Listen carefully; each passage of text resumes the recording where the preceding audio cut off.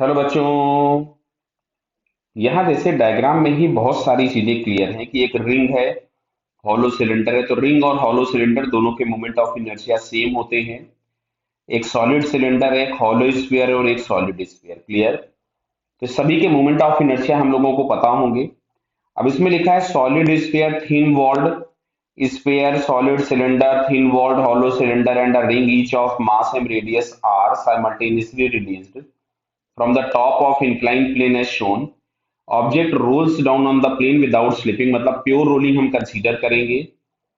Also we may consider object and surface which are roll they are perfectly rigid. Clear है। Match the column in 1 and 2। तो देखो, अगर कभी भी कोई भी ऑब्जेक्ट किसी रफ इंक्लाइन प्लेन पर प्योर रोलिंग करता है तो हम उसका एक्सेलरेशन ए जो होता है वो इस तरह से डिफाइन करते हैं। ये हमको याद होना चाहिए, जी sine theta upon 1 + i/m r²। बहुत सारी चीजें इस पे डिपेंडेंट होती हैं। क्लियर। अब अगर हम यहीं पे वेलोसिटी भी डिफाइन करना चाहें तो वेलोसिटी भी आप चाहो तो ये याद रख सकते हो। ये वेलोसिटी आती है √2gh/1 + i/m r²। क्लियर। तो यहाँ पे हमको समझ में आता है कि जिसका एक्सेलरेशन और वेलोसिटी ज्यादा होगी उसका टाइम टेकन कम होगा। तो अब इसमें जरा हम लोग ऑप्शंस पढ़ते हैं। पहले क्या दिया, तो पहला लिखा है time taken to reach the bottom is maximum for. Clear है। तो देखो सीधी सी बात है, टाइम टेकन मैक्सिमम चाहिए मतलब एक्सेलरेशन हमको मिनिमम चाहिए।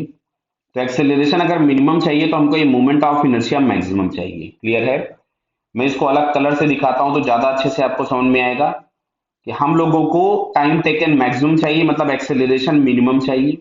एक्सेलरेशन मिनिमम के लिए आई मैक्सिमम चाहिए। तो यहाँ पे जो भी बॉडीज दी गई हैं उनमें से दो बॉडीज ऐसी हैं जिनका मोमेंट ऑफ इनर्शिया मैक्सिमम है और बराबर है, रिंग और हॉलो सिलेंडर। क्लियर है।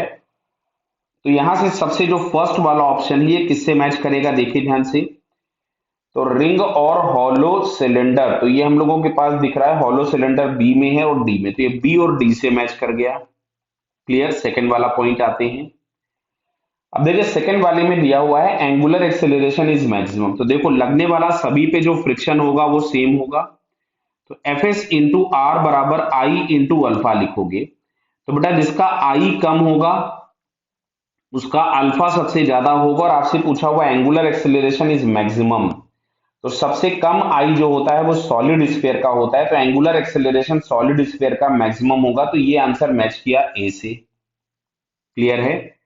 अब बात आती है थर्ड वाले ऑप्शन की। तो थर्ड ऑप्शन में लिखा हुआ है kinetic energy at the bottom is same for.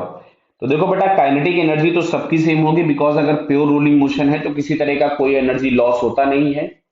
तो इनिशियली टॉप मोस्ट पॉइंट पे सबकी पोटेंशियल एनर्जी mgs थी, तो बॉटम पे भी काइनेटिक एनर्जी सभी की बराबर होगी। तो यहाँ पे हम लोगों के पास ऑप्शन आ जाएगा ए बी सी डी, सारे ही ऑप्शन मैच कर जाएंगे।